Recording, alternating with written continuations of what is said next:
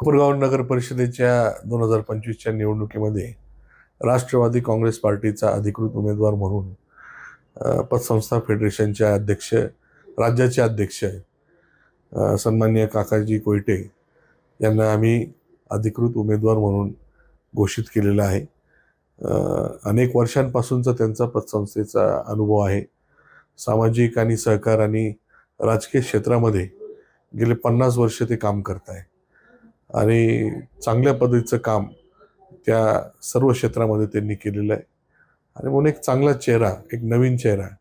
मागच्या काळामध्ये त्यांच्या मिसेस या नगराध्यक्ष म्हणून काम त्यांनी केलेलं आहे आणि त्यांना कुठेतरी संधी मिळावी अशी अनेक नागरिकांची, व्यापाऱ्यांची, सर्वसामान्य लोकांची त्या ठिकाणी भावना होती आणि ते भावनेचा आदर ठेवून, माझा आग्रहाचा आदर ठेवून त्यांनी ती उमेदवारी स्वीकारली। राष्ट्रवादी काँग्रेस पक्षामध्ये प्रवेशही केलाय आणि आता राहिलेले जे काही नगरसेवक पदाचे उमेदवार आहे ते आता लवकरच आम्ही त्या ठिकाणी जाहीर करणार आहे। तर त्या पद्धतीने तयारी चालू आहे। आपण बघितलं तर मागच्या विधानसभेत महायुती म्हणून तुम्ही दोन्ही नेते एकत्र होता, परंतु राज्यामध्ये सध्या अनेक ठिकाणी महायुती होते, परंतु या ठिकाणी महायुती झालेली नाही। आता आपले राज्याचे मुख्यमंत्री आदरणीय फडणवीस साहेब यांनी सांगितले का, ज्या ठिकाणी महायुतीची ताकद आहे अनेक पक्षांची, जर आम्ही एकत्र लढलो तर इतर पक्षांना त्या ठिकाणी फायदा होईल आणि मग इतर पक्षांचा फायदा होऊ नये म्हणून बीजेपी, राष्ट्रवादी काँग्रेस असेल, शिवसेना असेल, त्या ठिकाणी वेगळी लढेल आणि इतर पक्षांचा त्या ठिकाणी कुठल्याही प्रकारचा फायदा होणार नाही आणि म्हणून त्या पद्धतीने भारतीय जनता पार्टी वेगळी लढते, शिवसेना असेल त्यांची काही तयारी असेल त्या पद्धतीने ती करताय, आम्ही राष्ट्रवादी काँग्रेस पार्टीचे वेगळे त्या ठिकाणी लढतोय।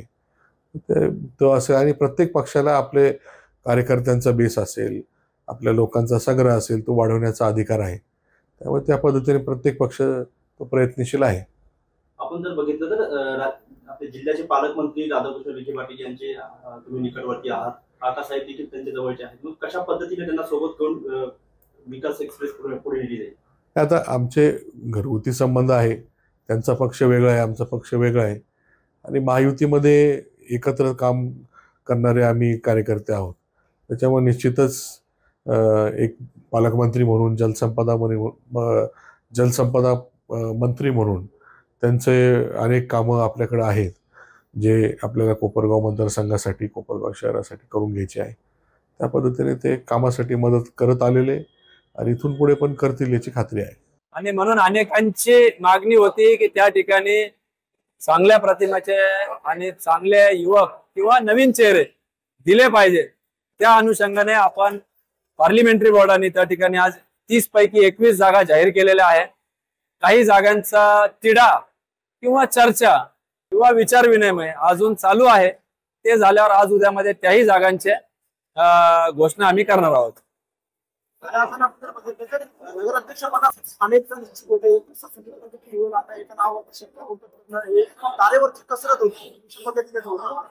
नाही, जरी तारेवरची कसरत असली तरी सगळे नगर अध्यक्षासाठी जे जे काही इंटरव्ह्यू आमच्याकडे देऊन गेले होते त्या सगळ्यांनी एकमताने सांगितलं होतं की या ठिकाणी परिवर्तन करण्याच्या दृष्टिकोनातून महत्वाचं आहे आणि त्यासाठी शहर विकासासाठी, भ्रष्टाचार मुक्त कारभारासाठी आपल्याला या ठिकाणी आम्हापैकी कोणालाही दिलं तरी आमची काही त्या ठिकाणी म्हणणं नाही। त्याच्यामुळं आम्हाला त्याच्यावर काही तारेवरची कसरत झाली नाही। सर्वानुमते आम्ही या नावावर शिक्कामोर्तब केलेला आहे। आमचे बूथ प्रमुख, शक्ती केंद्र प्रमुख, त्याचप्रमाणे मित्रपक्ष, सहकारी, कार्यकर्ते, विविध क्षेत्रातील मान्यवर अशा सगळ्यांचा अभिप्राय घेऊन आणि आम्ही त्या ठिकाणी नगराध्यक्ष पदाचे उमेदवार निवडलेले आहे। नाही, भारतीय जनता पार्टी अर्थातच आमचा त्या ठिकाणी पक्ष आहे। RPI व लोकसेवा आघाडीचे काही शहर विकासासाठी पुढे आलेले सहकारी यांना आम्ही आमच्या बरोबर घेऊन त्या ठिकाणी एक सक्षम पर्याय नगरपालिकेत देऊ इच्छितो। नाही, आम्ही लोकसेवा आघाडीतील या ठिकाणी एक लोकसेवा आघाडी जी शहराच्या दृष्टिकोनातून गेली अनेक वर्ष काम करते त्या लोकसेवा आघाडी बरोबर आम्ही आमच्या बरोबर समाविष्ट करून घेतलेला आहे. त्या लोकसेवा आघाडीच्या माध्यमातून काही चेहरे आले असतील, परंतु आमची युती ही लोकसेवा आघाडी बरोबर झालेली आहे. RPI, भारतीय जनता पार्टी आणि लोकसेवा आघाडी असा हा आमचा एकत्रित येऊन आम्ही हा सक्षम पर्याय देण्याचा प्रयत्न केलेला आहे. उमेदवारी न मिळालेली पाहायला मिळतोय. नाही, माझ्या मते काही नाराजी फारशी त्या ठिकाणी झालेली नाही, कारण की अतिशय लोकशाही पद्धतीने त्या प्रभागात असलेले आमचे कार्यकर्ते, तळागाळात करणारे धावपळीचे लोक अनेक ठिकाणी 2-2, 3-3 निवडून येणारे सक्षम उमेदवार होते, परंतु त्यांना आपापसात बसून त्या ठिकाणी आम्ही एकमत करायला लावलं आणि त्यांच्याच पातळीवर त्यांनी एकमत करून आमच्या पार्लिमेंटरी बोर्डाला कळवलंय. अर्थात एखाद दोन या ठिकाणी 1-2 गोष्टी घडल्या असतील तर त्यांची समजूत देखील येत्या कालखंडामध्ये आम्ही काढू याची आम्हाला खात्री आहे, कारण की प्रत्येकाचा हेतू एकच आहे की या ठिकाणी शहरामध्ये एक सक्षम, कार्यक्षम त्या ठिकाणी प्रशासन आणि भ्रष्टाचार मुक्त कारभार झाला पाहिजे, हेच सगळ्यांचा हेतू आहे.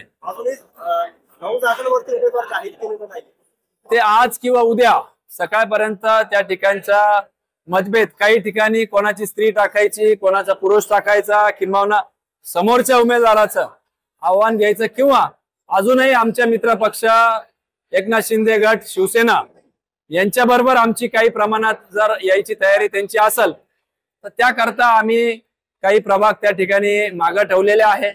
अर्थात त्यामध्ये अंतर्गत देखील आमचे काही चर्चा राहिलेली आहे, परंतु ती अंतिम टप्प्यात आहे. प्रभाग क्रमांक 11, 12 आणि अजून एक प्रभाग आहे, इथले माझ्या मते उमेदवारी घोषित करायचं राहिलेलं आहे. अनेक मुद्दे खरं तर आहे. शहर विकासाच्या दृष्टिकोनातून रस्ते, वीज, पाणी, गटार यासही रोजगार, भ्रष्टाचार मुक्त कारभार, सक्षम प्रशासन असे अनेक मुद्दे घेऊन आम्ही या निवडणुकीला सामोरे जाणार आहोत. आणि निश्चितपणाने काय वाटतं या प्रश्नाचं उत्तर एकच आहे की परिवर्तन हे अटळ आहे आणि मोठ्या घवघवीत यश या आमच्या सगळ्या भारतीय जनता पार्टी व मित्र पक्ष आणि लोकसेवा आघाडीला मिळाल्याशिवाय राहणार नाही याची मला आजच खात्री पटलेली आहे.